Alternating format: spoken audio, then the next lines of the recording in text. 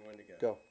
Okay, if you look at this fur, you can tell that there's a slight edge along here and then right through here. The fur isn't the same. And the reason why is because this is the chest piece with the sleeve coming out of the size 10 coat. Everything underneath there is now in each sleeve. Everything underneath where? Right in here. Okay. It used to come down to about right there, about 24 inches down. I cut all that off. I folded it over and I made a sleeve out of it. This is where the cuff is for this, right in here with the shoulder. Now this is where I put the extra coon pelt, right here and in between. The cool thing about a fur-lined coat is that you and your lord or your lady can sleep under this. Because you know what? Check this out. This is a socket. It's where your feet go. Right here. Throw that over top of yourselves. And guess what? You have a fur blanket. Why do I know this? Because I use it at Pennsic exactly the same way with my lady, a very cute red-headed Italian. And we stay nice and toasty warm. My stepkids have actually used this coat for the same reason. They love this coat. They're creeped out by the fur, but they love this coat as a blanket. And it makes a superior blanket. Now, as you can see from here, here's a sleeve, nice and wide. Here's a sleeve, nice and wide. If I peel this back, you might notice that this is a lot thicker than the fur underneath. It's hard to see. Oops, it'd help if I point it right the way. Right.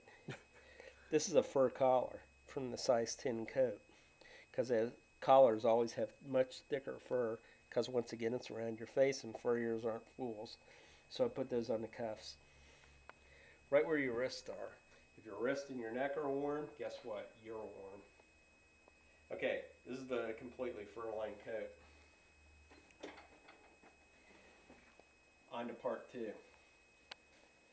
Okay, part 2 of 101 is that these are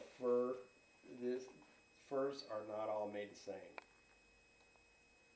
The difference is, are they a water-bearing animal, which has more oil in the leather that all the furs anchor to because they're in water all the time, or are they a land-based animal, like say a fox or a squirrel or a rabbit for that matter? Not going to have as much oil in it. When the leather dries out, it shrinks up. And as it shrinks up, it starts off tight on that hair follicle. And as the leather shrinks up with age, hanging in grandma's closet, it shrinks away from that follicle. So that follicle gets loose. So you see rabbit fur coats that have big bulge patches in it. It's because those follicles have gotten loose and they slipped out. Now how you combat that will be on part 3. How to anchor those things again with Wonder Under. And we're going to do that tonight also.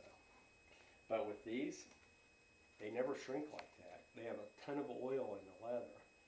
So anything that's a muskrat, a mink, a raccoon, an otter, anything like that, a beaver, those will never shrink on you. And this fur, I guarantee you, is from the 70s or earlier. It's about 40 years old right now.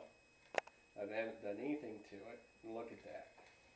I could hang, I'm literally hanging off the follicles like this. And guess what? There's no follicles in my hand because there's oil in that leather. It hasn't shrunk. It's still holding on like it did when the animal was alive. That's why you want a water-based animal like a muskrat, a mink, a raccoon, an otter, or a beaver. But I have tricks for land-based animals because my lady likes soft fur, and there's nothing softer than a rabbit or a fox. So this is the end of part 1, and I hope you enjoyed it. On to part 2, stripping out coats, the linings on coats. Part 3 is actually cutting coats, and I'll show you how the proper way to cut fur so you don't cut the follicles. It's It's an easy trick. Once you learn it, you'll have it forever. It takes about 5 seconds. Anyway, thank you for your patience, and I hope to see you in part 2.